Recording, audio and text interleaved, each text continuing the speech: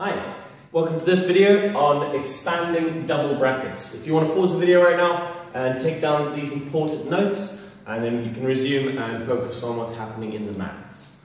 Alright, so I'm assuming you've done that, we're going to carry on here. Now if you want to know how to expand double brackets, it's important that you know how to do multi-digit multiplication. So, for example, 13 times 22. Because if you can do that, doing this follows the exact same pattern. Right, and allow me to explain.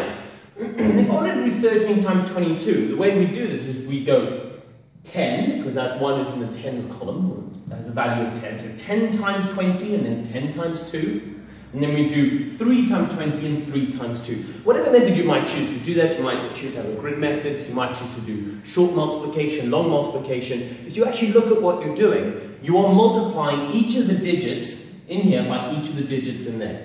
So if I expand this out, if I say that this is actually 10 plus 3 times 20 plus 2, you start to see something that is very similar to this. Now obviously I can't make this, 4x and that's 2x, because it doesn't work in the same way. But if you have a look at this, my processing will be precisely the same. I will do 10 times 20, giving me 200. I will do 10 times 2, giving me 20. I'll do 3 times 20, giving me 60. And I'll do 3 times 2, giving me 6. Then I'll add all of this up, so that should give me 286. And if I multiply that together, and you can quickly check that in your calculator, I'll get out 286. Right now, this method here that we're using is the exact same method that we're going to have a look at and use when we multiply out and expand out double brackets. Okay, so a typical question that you could get in an exam will literally be, it might even just be one word, it could just be expand. And I'll code on that, expecting you to know what that means. Now, expand does not mean to write it so that it gets bigger and bigger and bigger, as you've seen some maths jokes showing. All it means is that I want you to expand. I want you to take these brackets and multiply them out together. Now, you should already be able to multiply out something like that, where I go 2 times x and 2 times 1, giving me 2x plus 2. You should be able to do that. If you can't, please have a look somewhere on YouTube for expanding brackets, or perhaps have a look at one of my other videos. Alright, so in this case, the problem is I don't only have a single term. I don't only have a single number in front of my bracket. I've actually got 2 others. But if we follow the same principle, I have to expand out. I have to multiply every single one of the terms in here by every single one of the terms in here. Okay? All the terms in the first bracket multiplied by all the terms on the second bracket. And there are 2 main ways of doing this. I can follow a smiley face method, which basically means I go make an eyebrow, make a mouth, and a chin. That, and I multiply along those lines. Because this way I'm ensuring that I am multiplying every term in the bracket, in the first bracket, by every term in the second bracket, provided I'm multiplying along the lines. And I like this method because it's quite visual, it gives you a nice 2 little eyes, a mouth and a chin. And I prefer the visual way of remembering this. The other way of using this is the FOIL method, which is simply first, outer, inner, last. FOIL, like that. And if I multiply first by first, that's x times x. Outer, the 2 outer ones, x times 2. Inner, the 2 inner ones, 4 times x. And my last terms together, so the last terms in both the brackets, 4 times 2. And if we do that, you'll see that we're going to get out the exact same thing. Alright, so let's continue with this. X times x we know is x squared. Please don't tell me 2x. Can't tell you how many times I've seen that. It's heartbreaking because you know what you're doing, you just make a tiny little error. X times x is 2x. X times x is x squared, not 2x. Please be careful of that. 4 times 2, that's going to give me 8. And I do 4 times x, which gives me 4x. And x times 2, which gives me 2x. Right. So now if I rewrite this, I've got x squared. I've got my 4x and my 2x, and I'm going to connect my like terms together. So 4x plus 2x, that's going to give me 6x. And lastly, I have my positive 8 there. If I write this out here, and we get some answers for this, we have x squared over here, 2x over here, 4x here, and 8 over there. And again, if I collect my like terms, I'm going to end up with x squared plus 6x plus 8. So it doesn't really matter what method you use. If you prefer a nice visual way, smiley face. If you prefer something a little bit more rigorous, mathematical, you can do the FOIL method. First term, outer terms, inner terms, last terms. Whatever you choose, whatever method you choose to do, as long as you are multiplying all terms in the first bracket with all the terms in the second bracket. Okay, let's make this a little bit more challenging. I'm going to stick with the smiley face method because I like it. It's pretty, and it's, yeah, I just prefer the visual way. Alright, so let's have a look here. Let's see, I've got x minus 3, x plus, I don't know, 4, something like that.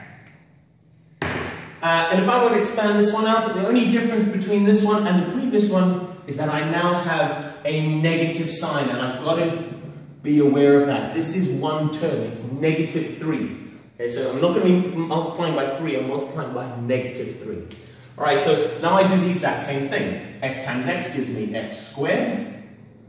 Negative 3 times 4 is not 12, it's negative 12. We've got to be careful of that. We've got to remember our negative signs, be aware of them. X times 4, that's going to give me 4x.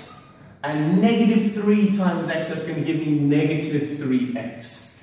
Alright, so now I collect my like terms, and again, please make note, I have put in my negative there, very, very important. Alright, so x squared, I can't collect anything else with that, that's just x squared. Negative 3x and 4x, well that actually gives me, well, negative 3 add 4 is actually just 1. So we write that as, instead of 1x, we just write that as x, and of course it's positive.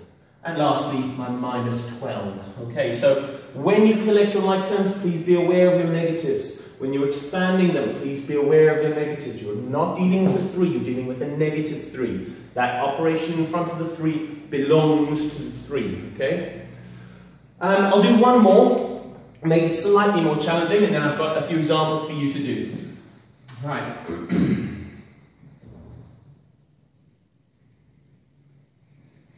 Okay, so now you're not only going to get these sorts of things where the coefficient of x is 1. In other words, you could get something like this, where it's 3x plus 1 and, I don't know, 2x minus 3, something like that. Right? That is entirely possible. So you need to be aware of how to deal with these and how they differ. Again here, I'm just going to do a nice little circle there, so I remember that that's a negative 3. So I don't forget it when I'm doing this. And then I just follow the exact same principles. I just have to be aware that I am going to get out an x squared, but it's not x squared by itself, because it's 3 times 2, that gives me 6x, right? So 3 times 2 gives me 6, and x times x gives me x squared. 1 times negative 3, well that's pretty easy, that's a negative 3. Again, be aware of your negatives. Be aware of them. 1 times 2x, that's just 2x, and 3x times negative 3 is negative 9x. Again, be aware of your negatives. Alright, so now I'm going to collect my like terms, so I've got 6x squared from there. I'm going to collect these together, negative 9x plus 2x gives me negative 7x, and lastly my negative 3 just goes on at the end as my constant. Alright, so that's how we expand brackets. Provided you are aware of your negative signs and you don't forget about them, it's actually quite an easy process to do. Alright, so I've got a few questions here. If you want to just pause the video, have a go at them, and yeah, I will then put the answers afterwards. Alright, so I'm assuming you've paused the video. Let's have a look at answer question number 1. Okay. There we go, answer for question number 1. Again, no negatives involved in this one, but make sure you're using your foil or your smiley face correctly.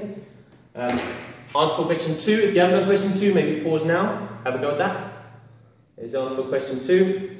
Negative signs there, remember, when you multiply the negative 4 and the negative 2, you actually end up with a positive 8, right? So bear that in mind. And then the answer for question 3, the only difference here, you had a negative sign, but you also had that 2x. So make sure that you end up with 2x squared up at the top there, okay? 2x squared. Alright, that's it for me.